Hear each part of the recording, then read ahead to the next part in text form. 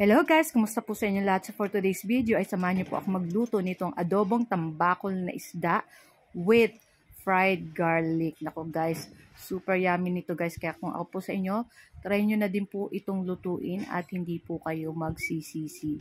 So yan na nga yung ating ulam for today, ang ating ulam sa ating lunch. So yan na nga guys, so nagpainit muna ako dyan ng ating kawali at naglagay ako ng konting mantika. At inuna kong igisa dyan yung ating luya.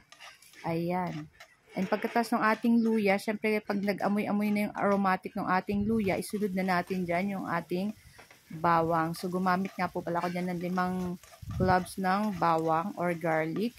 At halu-haluin lang natin yan guys. At pagkatapos ay isunod na rin natin dyan yung ating isang buong sibuyas na puti. Ayan. Pwede po kayong gumamit ng pula kung ano po yung available nyo po. Ayan. At halu-haluin lang natin yan. At pag lumabas na yung aromatic lahat ng ating sangkap, naglagay din pala ako ng konting toyo dyan guys para may lasa na at may mabango yung ating mga sangkap dyan. And after nyan guys, ilalagay na natin dyan yung ating hinugasan, yung ating nilinisan na isdang tambakol. Siyempre dapat check na malinis at nilinisan natin at hinugasan natin ng maayos yung ating isda o yung ating mga niluluto. So na nga at ihilera natin yan dyan guys. So meron ako dyan 5 pirasong tama lang yung laki. Ayan. And after nyan guys, maglalagay tayo ng toyo. Ayan. Siyempre sa adobo hindi mawawala ang toyo. Pwede nyo po yan guys lagyan ng laurel. Ako hindi na po naglagay dyan. So, kayo po ang bahala kung gusto niyo po maglagay ng laurel. So, ayun at naglagay na tayo dyan ng toyo at maglalagay din tayo dyan ng oyster sauce para medyo matamis-tamis yung ating adobong isdang tambakol. Ayan, naglagay na tayo dyan ng oyster sauce. Sunod yan, maglalagay tayo ng katamtaman lang na tubig para pampalambot lang dito sa ating isda. At syempre, tatakpan natin yan guys. At pagkatapos, ayan na nga yung itsura niyan. So, tatanggalin lang natin yung mga nandyan na nasa ibabaw. Yan, nagbabubbles-bubbles. At pagkatapos, naglagay na tayo ng paminta. Ayan. At maglalagay na tayo ng sukang tuba. Ayan. Kahit ano pong suka, pwede nyong ilagay.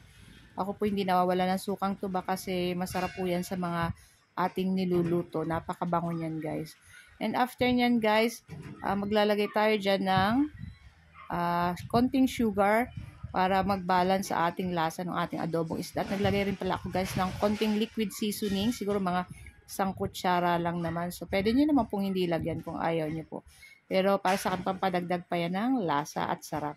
So naglagay na ako dyan ng 1 teaspoon na sugar.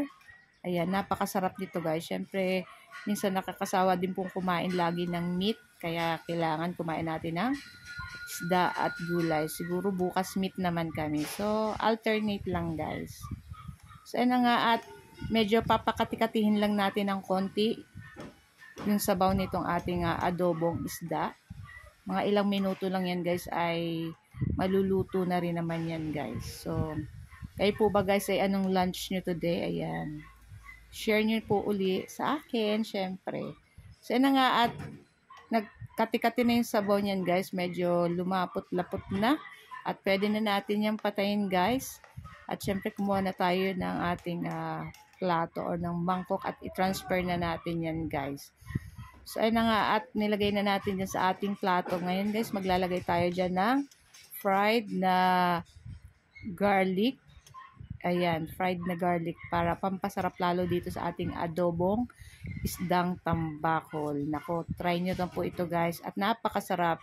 Guys, thank you for watching and see our next video again. Ciao!